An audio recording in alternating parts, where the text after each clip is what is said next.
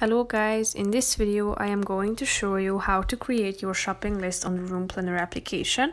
But first I just want to mention, don't forget to subscribe to my channel because at 10,000 subscribers I am going to show you my whole YouTube revenue statistics and growth strategy, how to make money online. So let's jump into it. First of all, open the application on your phone.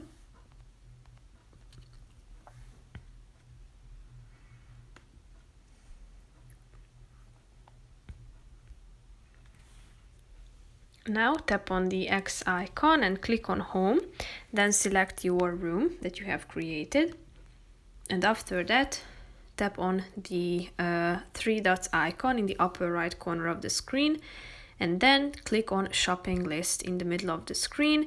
Here you can see that the items that you have added to your room plan, such as these pieces of furniture such as your bedroom bed, bedside table, are available at IKEA, so you have added them automatically to your shopping list. Here if you tap on the info button you can see more pictures about the product itself. Go to the IKEA website to check out further information. Here you can see the size, features of it. If you tap on the view more product information you will be able to see its materials and other similar products as well.